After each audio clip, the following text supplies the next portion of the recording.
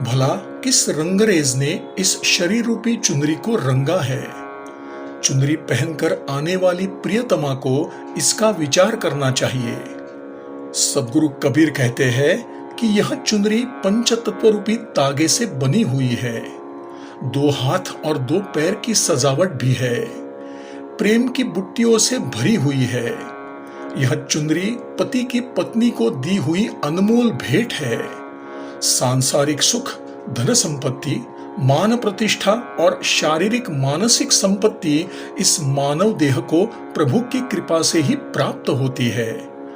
इस चुनरी को पहनकर मानव देह धारण कर जीव सन्मार्ग पर चलने के लिए चल पड़ा है। उसका शरीर सुवर्ण वर्ण सा दैदीप्यमान है। स्वरूप सौभाग्य संपत्ति जीव को परमात्मा देता है, परंतु यहाँ इस संसार में आकर जीव ऐसे समझने लगता है कि यह सब मैंने अपने पुरुषार्थ से प्राप्त किया है और इससे मदोन्मत्त होकर संसार के नाना प्रकार के रंगों में खेलने लगता है। दुर्लभ मानव देह को सन्मार्ग से हटाकर कुमार्ग की ओर चलता है।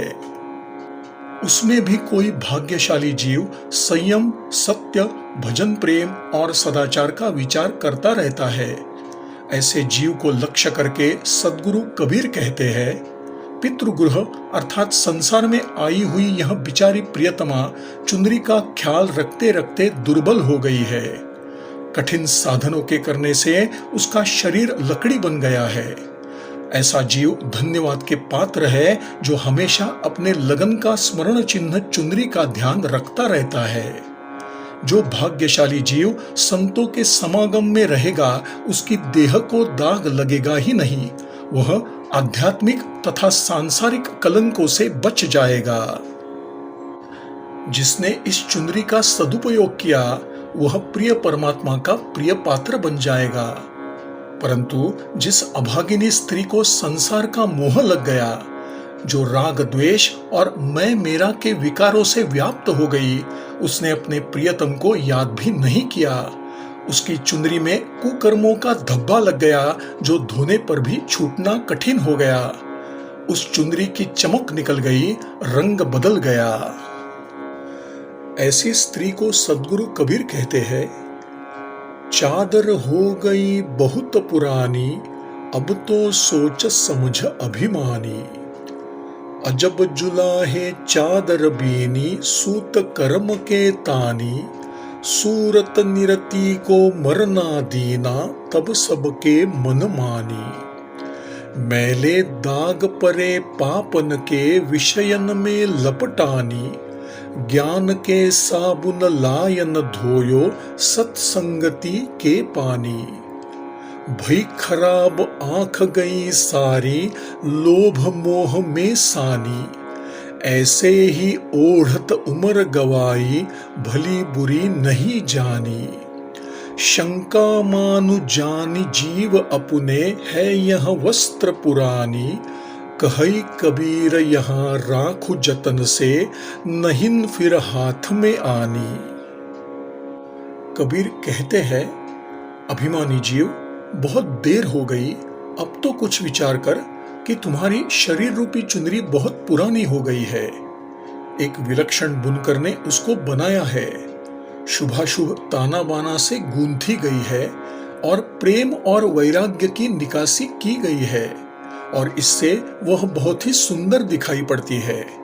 परंतु तुम्हारी इस चुनरी में पाप रूपी मैल लगा हुआ है, विषय रूप मलिनता से भरा हुआ है। सदगुरु कबीर कहते हैं, तो अभागी जीव, तुमने इस देह रूपी चुनरी को सत्संग रूप पानी एवं ज्ञान रूप साबुन से कभी धोया ही नहीं और इससे उसकी इज्जत खराब हो चुकी है। लोभ और मोह से वह सड़ गई है।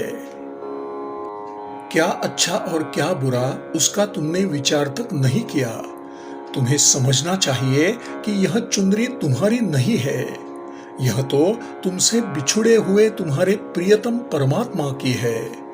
इस चुनरी को बहुत संभाल कर रखना, बार बार हाथ में आने योग्य नहीं है। बहुत परिश्रम के बाद ही यह चुनरी अर्थात यह मानव देह प्राप्त होता है।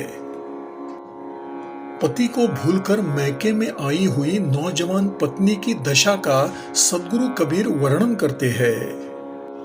खसम बिनु तेली का बैल भयो, बैठत नाहिन साधु की संगति, नाधे जन्म गयो। वही वही मरहु पचहु निज स्वार्थ, जम को दंड सहो। धनदारा सुत राज काज हित, माथे भार गयो।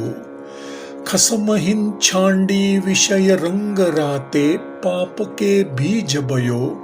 झूठी मुकुति नल अस जीवन की, प्रेत का झूठ पयो। लख 84 जीव जंतु मह, सायर जात भयो। कहहिन कबीर सुनहु हो संतो, स्वान की पूछ गयो। सद्गुरु कबीर कहते हैं, ओ अज्ञानी जीव, तुमने अपने प्रिय परमात्मा का परिचय त्याग दिया। तुम अपने मूल स्वरूप को भूल गए। तुमने सत्संग नहीं किया और तेली के बैल के समान चक्कर काटने लगे। तुम अपने भौतिक स्वार्थ के लिए जल मर रहे हो और बार बार यम यातना भोग रहे हो। तुम जरा देखो तो सही, धन, स्त्री, पुत्र इत्यादि प्रपंच में आसक्त होकर कुकर्मों के बीज बो रहे हो। इससे संसार सागर पार होना असंभव है। जो महात्माओं की मंगलमयी कल्याणप्रद वाणी को मानता है वही मानव है। जो नहीं मानता उसको सद्गुरु कबीर कहते हैं, चलहु का टेढ़ो टेढ़ा टेढ़ो, दसहुम द्वार नरक भरी बूढ़े, तू गंधी को बेड़ो।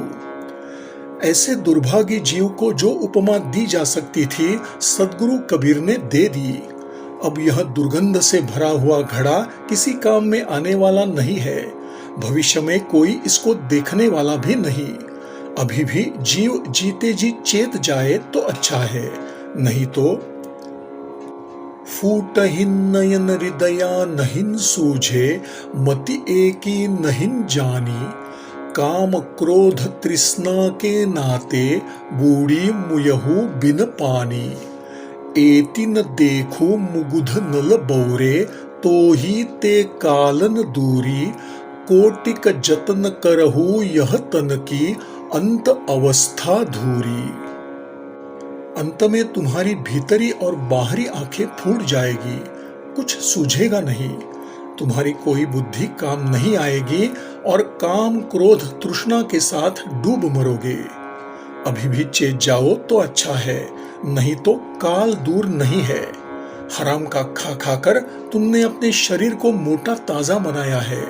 वह भी अंत में एक दिन सूखी हुई लकड़ी के समान जल जाएगा या मिट्टी में मिल जाएगा।